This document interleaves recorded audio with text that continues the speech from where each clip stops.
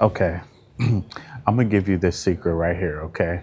This is how you get 50 to $100,000 within 6 to 9 months with nothing. Okay.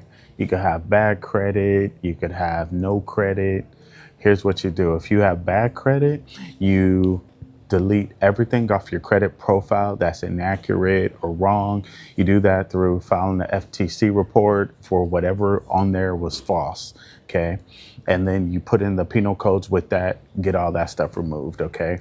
If you have no credit, it's the same thing. But then you want to add trade lines. Okay. You're going to add primary trade lines. These are like credit builders that you can add to your credit report. Try to add five, at least five of them. Open Sky credit card, that's one. Credit Genius, you can do the rent report or the build credit. Kickoff, they have a $3,500 one. You have one from Self Lender, you can add that. You can add another one from Credit Strong on there, or you can add a secured card, but choose five credit builder accounts to add to your credit profile. These typically cost from like $30 to $100, but normally about $30 per month. Okay. You keep those on your credit profile for 3 months to 4 months. Just keep them on there. Make sure they're paid on time.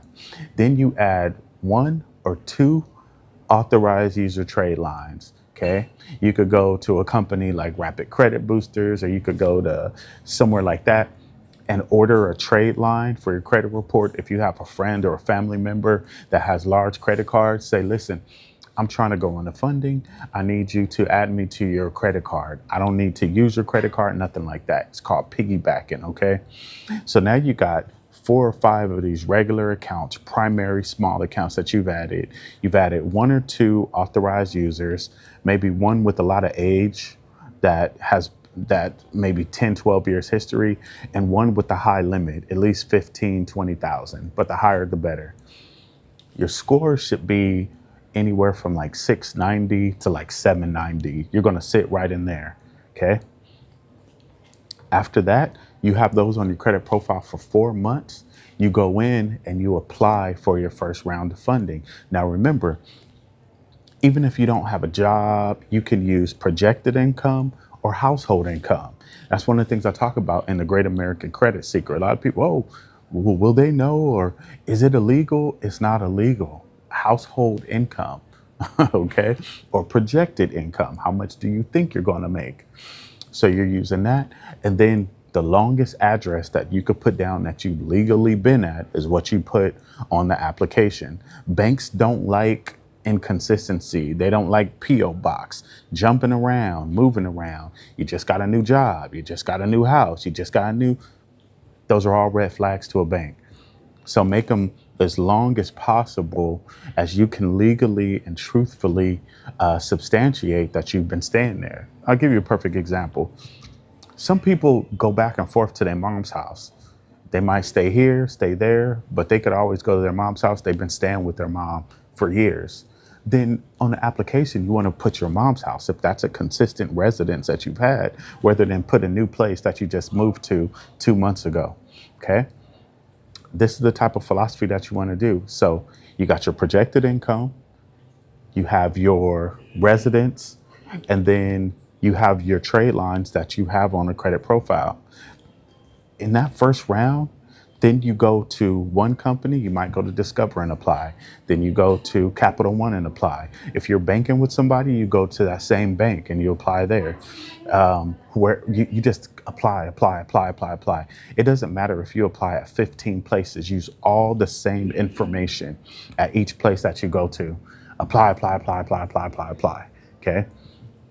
At the end of that, if you apply for 15 places, at least 5 are going to approve you, okay? Roughly, give or take, okay? In that 5, one person could give you 3,000. One bank could give you 6,000. One bank could give you 12,000. One bank could give you 2,000. One bank could give you 4,000. Then at the end of it, you might have, let's say 25, 30,000 in credit cards, okay? So then after that, You wait another 3 to 4 months, and those credit cards you got in the first time, all of those are going to report to your credit. Okay. All of those five. Okay. Any unauthorized hard inquiries you got, you can get removed. So then another 3, 4 months goes by. You might wait 5 months. And this time, a bonus would be if you got a vehicle, if you got a car, added that to your credit profile, because a car has something called comparable debt. And so banks look at that, they look at all your credit cards you got on there, and then 3 or 4 more months go by and all those cards are reporting. Make sure you keep the balances low. So if you got a total of 25K on the first round of credit card funding, keep it under like 5,000, because that's under 20%.